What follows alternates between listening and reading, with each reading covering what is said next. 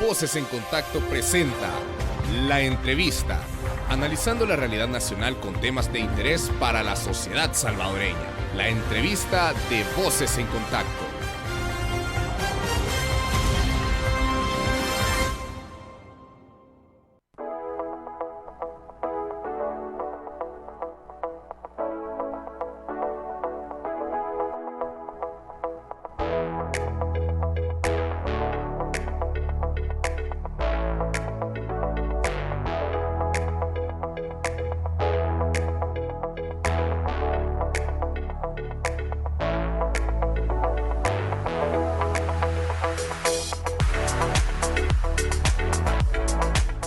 Gracias por continuar en sintonía de Voces en Contacto. Bienvenidos, bienvenidas a la entrevista. Ya le decíamos antes de la pausa, vamos a conversar hoy sobre qué tanto se han cumplido los acuerdos de paz firmados hace 28 años en el Castillo de Chapultepec, México. Y para esto vamos a dar la más cordial bienvenida a Saúl Baños, de la Fundación de Estudios para la Aplicación del Derecho, FESPAD, y también a Antonio Aguilar, abogado de la República y ex procurador adjunto de Derechos Humanos. ¿Cómo están? Buenas tardes y bienvenidos. Saúl. Gracias, Norma. Un saludo aquí a mi amigo Antonio, a todas las personas que nos escuchan y nos miran también. Así es. ¿Cómo está, Antonio? Muchas gracias, Norma. Buenas noches. Un saludo muy especial, muy caluroso a la audiencia de Voces en Contacto y también, por supuesto, un gran placer compartir este programa con Saúl Baños, director ejecutivo de FESPAD. Gracias a quienes nos ven en nuestra transmisión en Facebook Live. Si todavía no nos sigue, estamos en Facebook como ARPAS y ya transmitiendo esta entrevista. Quisiera que iniciáramos esta conversación. Sin duda es un tema complejo, sobre todo por el contexto actual que tenemos y los retos que hay en nuestro país en materia de derechos humanos. Pero quisiera que empezáramos hablando un poco sobre qué tanto creen ustedes que se ha cumplido este documento que se firmó hace 28 años, decíamos, y que marcó un antes y un después en nuestro país respecto a la guerra civil. ¿Qué tanto se ha avanzado? Bueno, quizás creo que lo primero que hay que señalar es que estamos hablando de un acontecimiento histórico de gran relevancia para nuestro país, para toda la sociedad, para el fortalecimiento de la institucionalidad, para la consolidación de un proceso democrático. Es decir, en este momento estamos conmemorando un hecho de gran trascendencia para la vida del país. Por lo tanto, una de las cosas que yo puedo señalar de manera inicial es que a partir de los pilares fundamentales de los acuerdos de paz, que iban desde lo que es el cese de las hostilidades, la democratización de la sociedad, el respeto irrestricto de los derechos humanos y la reunificación de la sociedad salvadoreña. Es decir, a partir de esos 4 pilares es importante analizar la medida del cumplimiento de esos acuerdos. Y una primera valoración que se puede señalar es que El Salvador, a partir de los acuerdos, a partir de ese acontecimiento, ha tenido avances importantes en el cumplimiento.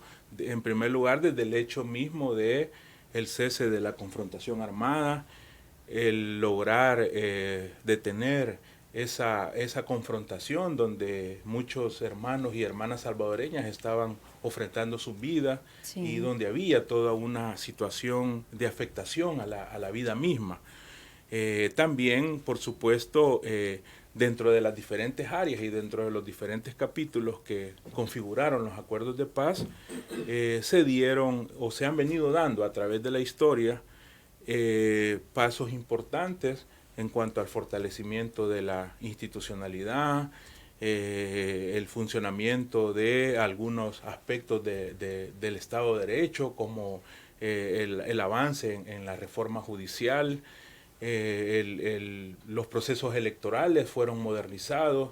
Es decir, hay una serie de aspectos que indudablemente pueden considerarse como grandes aportes y cumplimiento de esa propuesta o de esa decisión que habían tomado los firmantes de los acuerdos de paz en aras a lograr el cese de las hostilidades y en aras a lograr el fin del conflicto armado.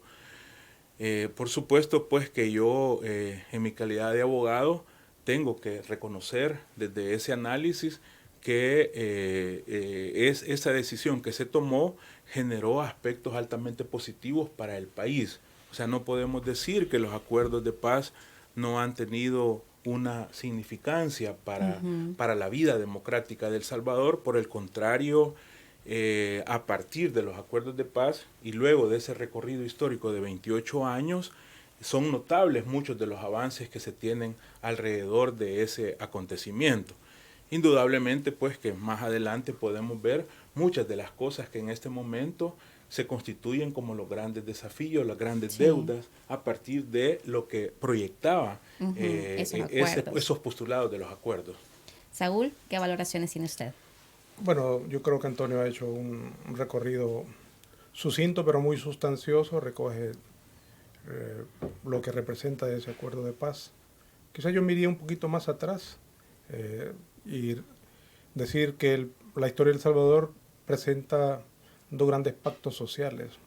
Uno es la Constitución de 1983, que permitió descompresionar un poco el descontento social y las injusticias sociales. Y digo esto porque creo que es importante saber de que esa Constitución, que es la vigente, de cumplirse a cabalidad, tuviéramos un país con más justicia social. No se está cumpliendo a cabalidad la Constitución. Y un segundo pacto social es precisamente lo que se dio hace 28 años con la firma de los acuerdos de paz. Un acuerdo de paz que también tiene antecedentes. Hay que recordar que el mundo pasaba por una guerra fría y que el desmoronamiento del muro de Berlín en el 89 también dio paso a que los países que estaban en conflicto social, como El Salvador, en guerra civil, se repensaran. Y también las causas internas, pues 12 años de conflicto armado, creo que ya había un cansancio, habían muchos asesinatos, muchas desapariciones, y los dos bandos beligerantes tomaron en consideración tomar ese acuerdo. Ahí está el grupo Contadora, Esquipulas 1, Esquipulas 2, que fueron los antecedentes de intentos de diálogo para lograr el acuerdo. Después el acuerdo, hay un convenio de Ginebra, luego pasan ya, después de haber reconocido la calidad beligerante del FMLN en ese convenio de Ginebra, se pasa a Caracas, y luego de Caracas a San José, y en cada uno de ellos se van conformando una normativa que va sirviendo de fundamento y de base para que luego pasen a México, luego a un acuerdo en Nueva York, y luego a regresar a México a Chapultepec en el 92, y acá lo estoy diciendo muy rápido, pero eso llevó mucho trabajo, ¿verdad? Sí. Mucho sacrificio, y seguía el proceso de esos convenios. La guerra estaba vigente acá en el país, y por eso es que hoy se contabiliza un aproximado de 75,000 muertes durante esos 12 años. Y como bien lo planteaba Antonio, pues el acuerdo de paz sentó las bases para que el país se transformara. Entonces tenemos la Constitución de la República, ese primer pacto social, el segundo pacto social que permite incluso la modificación de ese primer pacto social, y que contiene este segundo pacto, el acuerdo de paz, 10 metas fundamentales, que son las que se refería Antonio. Recuerdo pues que está la eliminación de los cuerpos represivos y el nacimiento de la Policía Nacional Civil, el tema del ejército, de la desmilitarización del país, los 4 cuerpos represivos que existían, el nacimiento de la policía y el mejoramiento del sistema judicial, porque antes del acuerdo de paz el sistema judicial adolecía tenía serias dificultades para impartir justicia, había mucha arbitrariedad, etcétera, entre otros. Otro punto importante del acuerdo es la participación del FMLN, del montaje como un grupo guerrillero y la participación política del FMLN. Yo creo que el país ha ido madurando democráticamente. De hecho, lo que tenemos hoy en día, el país que tenemos, que pudiera ser mejor sin duda, obedece a ese acuerdo en particular. Y luego de la firma viene el plan de implementación, que es lo más importante, y eso nos lleva a preguntarnos cómo se ha cumplido o no se ha cumplido, que es lo que vamos a pasar a hacer las valoraciones. Sí, justamente. Y hay un punto que a mí me parece que es interesante relacionado con la población salvadoreña. Hoy aparece en uno de los medios de comunicación un dato que me parece interesante tomarlo en cuenta. El 55% de la población total de El Salvador tiene menos de 29 años. Es decir, que estaban naciendo justamente cuando nacen los acuerdos de paz. Y estos jóvenes posiblemente no tengan el conocimiento de ese acuerdo de paz, pero sobre todo la importancia que significa para que las historias no se repitan. Y es importante, creo yo que también eso es uno de los puntos que el acuerdo de paz permitió modificar la Constitución para incluir el conocimiento, el respeto, la garantía de los derechos humanos, pero sobre todo la promoción de los derechos humanos, que muy poco se ha hecho, para que las generaciones nuevas conozcan la historia del país y no se repita. Son las 6 de la tarde con 29 minutos. Vamos a hacer rápidamente un corte comercial. Al volver vamos a hablar justamente sobre las prioridades en las que se ha avanzado o en las que se hizo énfasis para el cumplimiento de los acuerdos de paz. Ya volvemos. Voces en Contacto, desde las comunidades de El Salvador para el mundo. Por eso no me gusta pasar por aquí. Ese hombre siempre me dice cosas. ¿Y desde cuándo hace eso? Eso es acoso y puede denunciarse. Ahora hay leyes que nos protegen a todas las mujeres. ¿Y cómo puedo hacer? Lo puede denunciar en el 911. En Unimujer de la PNC, la ley y LIE están para defendernos. Este es un mensaje de las Mélidas como parte de la campaña Basta de Violencia, con el apoyo del Ayuntamiento de Basauri. LEIV, Ley Especial Integral para una Vida Libre de Violencia para las Mujeres. LIE, Ley de Igualdad, Equidad y Erradicación de la Discriminación contra las Mujeres. El río Ostúa y el lago de Guija han bajado sus niveles de agua por la mina Cerro Blanco, ubicada entre El Salvador y Guatemala. Estas fuentes conectan directamente con el río Lempa, principal abastecedor de agua de la población salvadoreña. En la frontera de ambos países existen 15 comunidades con 40 y hasta 250 familias afectadas, impactando principalmente a mujeres rurales. No más desastres que dañen el ambiente. No más minas. Mesa Nacional frente a la minería metálica en El Salvador. Voces en Contacto, desde las comunidades de El Salvador para el mundo.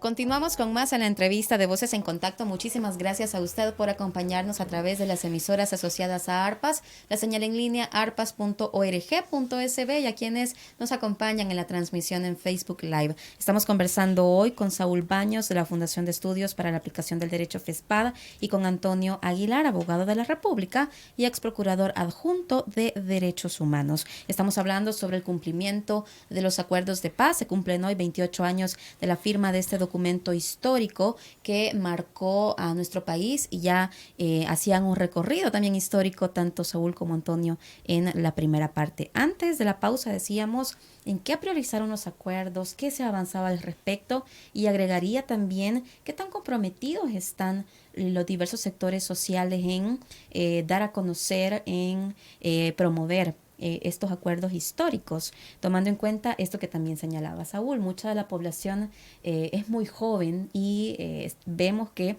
incluso mucha gente pone en cuestión todos estos sucesos que pasaron durante la guerra. ¿Qué piensan ustedes? Sí, yo creo que retomando lo que mencionaba Saúl, el aspecto de la divulgación y la difusión no solo del acontecimiento, sino del contenido de los acuerdos de paz, es un aspecto de mucha relevancia al cual el Estado y los diferentes sectores del país le deberían de dar la preponderancia. La juventud, ¿verdad? Todas las nuevas generaciones del país, es necesario que conozcan todos esos acontecimientos, que conozcan ese proceso histórico que tuvimos y de qué manera se concluyó a través de una serie de acuerdos. Esto no solo en términos académicos o en términos históricos, sino que también para conocer las grandes lecciones de la historia, para conocer las experiencias que los salvadoreños y salvadoreñas hemos tenido, para poder hacer esos ejercicios de no repetición. Muchas de las cosas que ocurrieron en nuestro país y que en este momento prácticamente hay muchas personas o la juventud de manera particular ya no conocen, marcan aspectos importantes para el desarrollo actual y futuro de El Salvador, en el sentido de que muchas de las acciones, muchas de las experiencias que se tomaron ya no se deben de volver a repetir en El Salvador. Por lo tanto, creo que el tema de la divulgación, el tema de la difusión debería de fortalecerse e institucionalizarse dentro de los mismos procesos educativos, dentro de los procesos de los sectores de la sociedad civil, de los sectores empresariales, porque tal como se señalaba también, los acuerdos de paz son una especie de refundación del Estado, marcan un proceso de transformación de la sociedad y por lo tanto al sentar esas bases es importante que la población en general y particularmente la juventud salvadoreña conozca todos esos componentes, conozca toda esa experiencia vivida por el país, de manera de que se puedan tomar las lecciones importantes de cara a no repetir todas aquellas situaciones violatorias que en un momento determinado se dieron.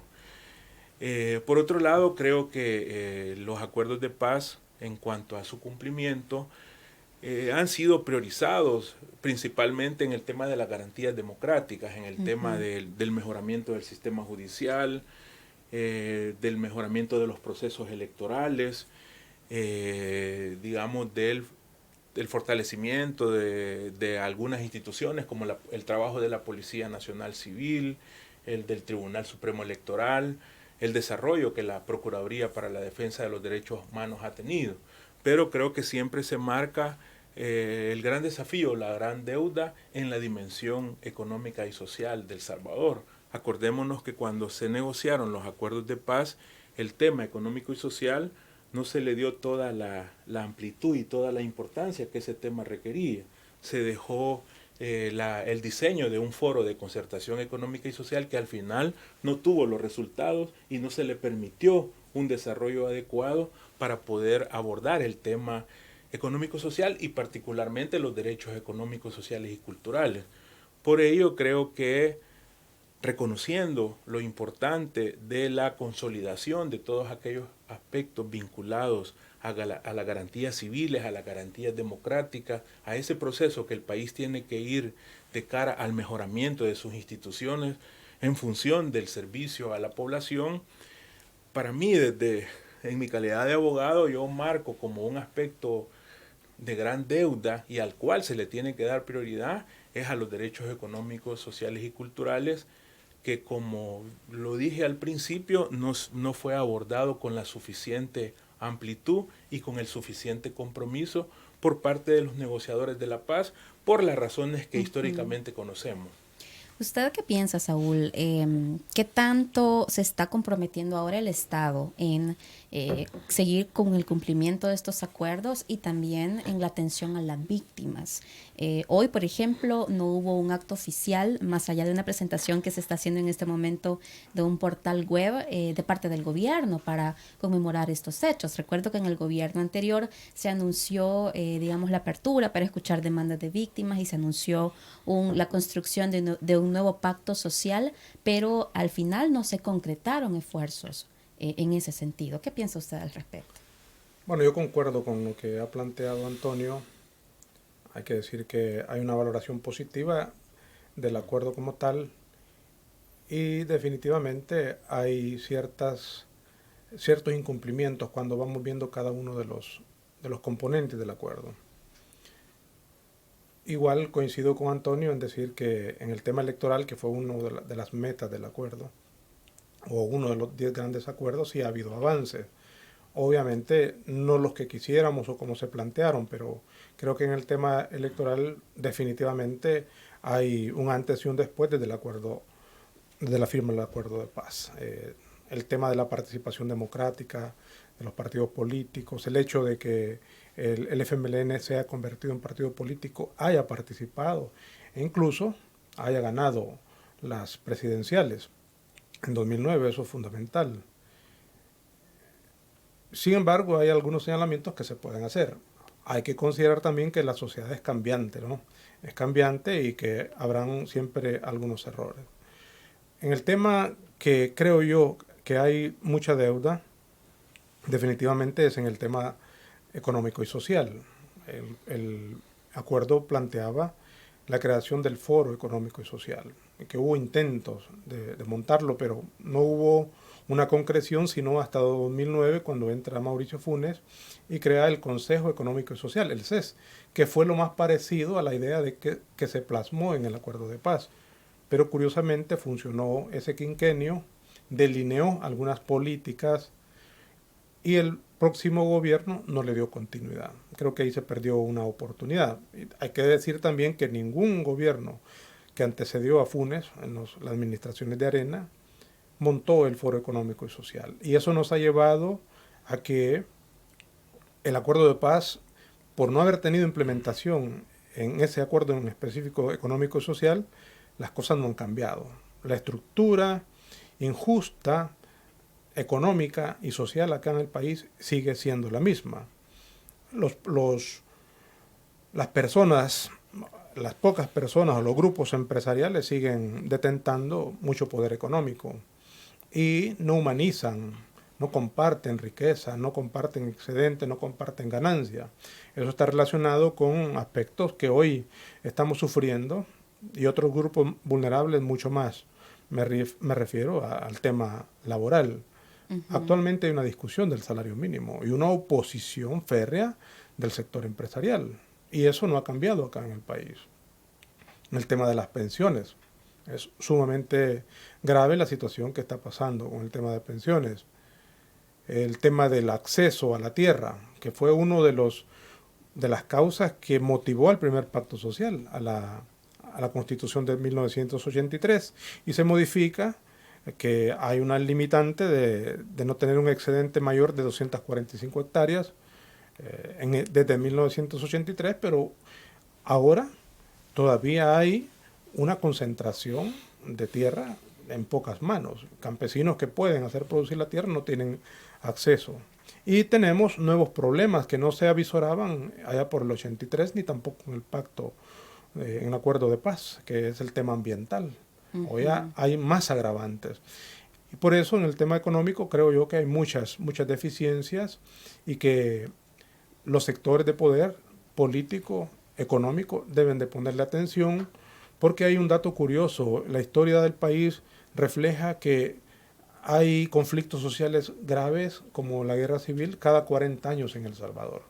Ahora tenemos 28 años después de la firma de los acuerdos de paz, es decir que nos faltan 12 para 40. No es un número cabalístico y exacto que cada 40 años vamos a tener una profundización de crisis, pero está la historia que, como dije en mi primera intervención, el país puede estar condenado a repetirla. Uh-huh. Otro tema tiene que ver con la paz social. Lo que se buscaba era tener paz social. Y cabe hacerse la pregunta si hoy tenemos paz social. Yo diría que no la tenemos. Tenemos un problema distinto, pero hay mucho asesinato, mucha desaparición de personas y hay una omisión, una inactividad del Estado por atender esas problemáticas y otras problemáticas.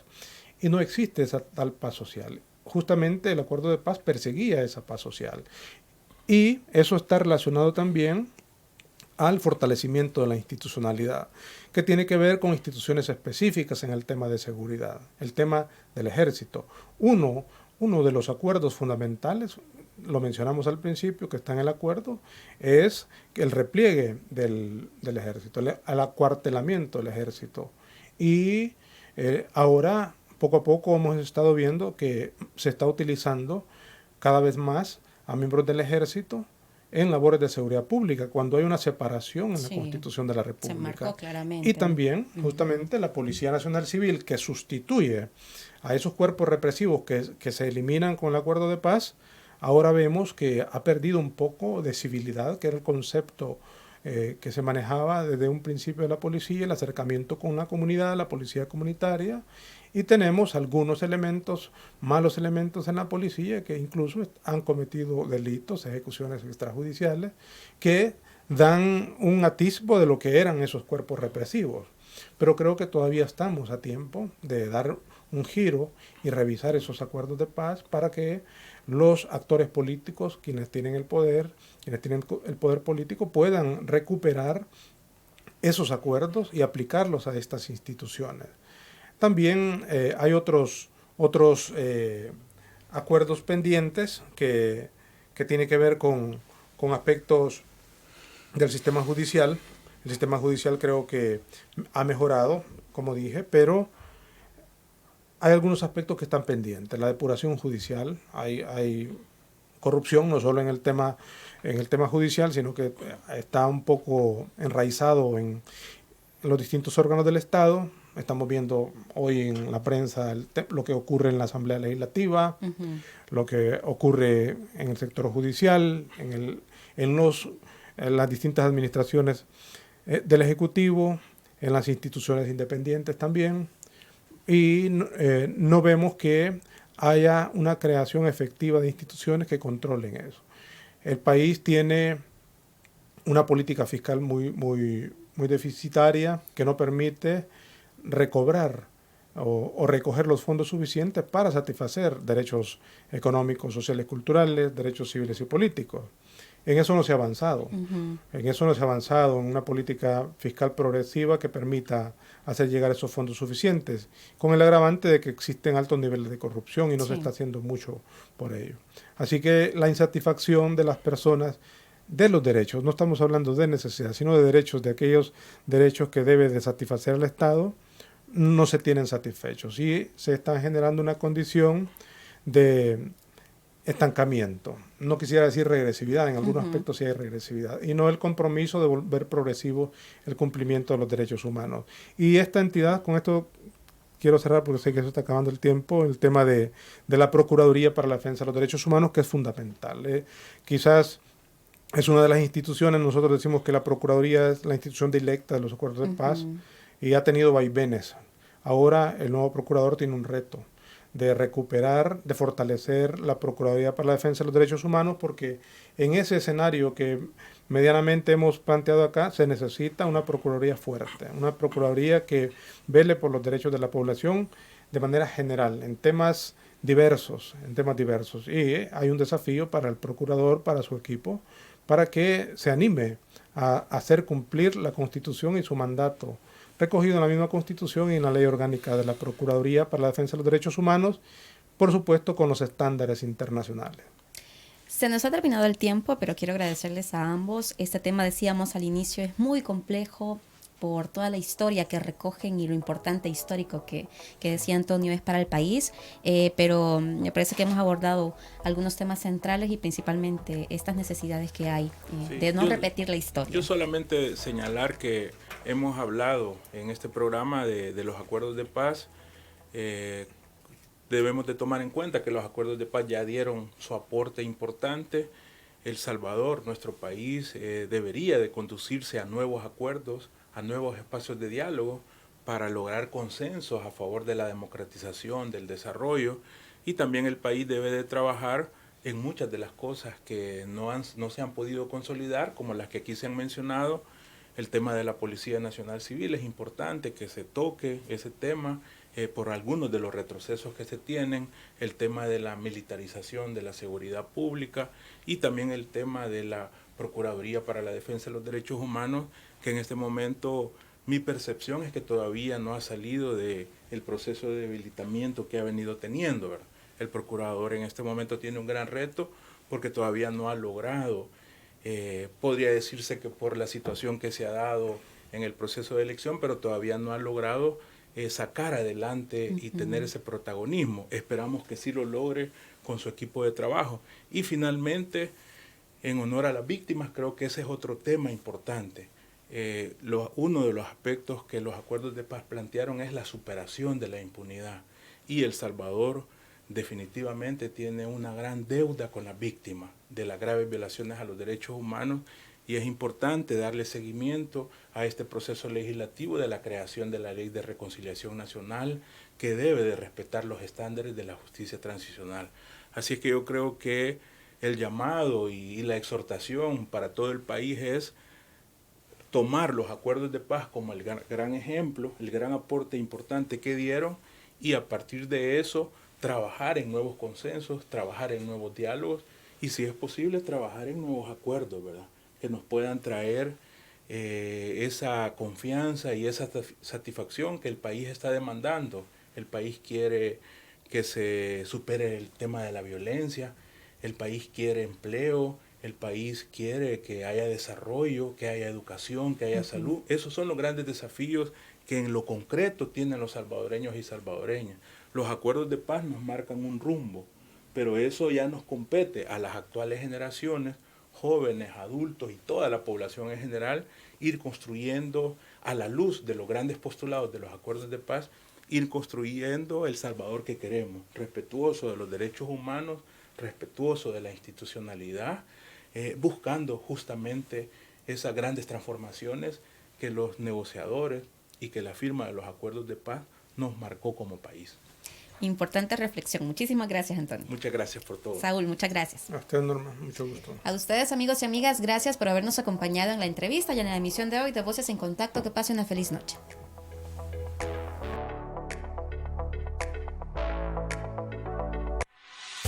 Ha finalizado Voces en Contacto, la revista informativa de la Red de ARPAS, con el acontecer de las comunidades de El Salvador.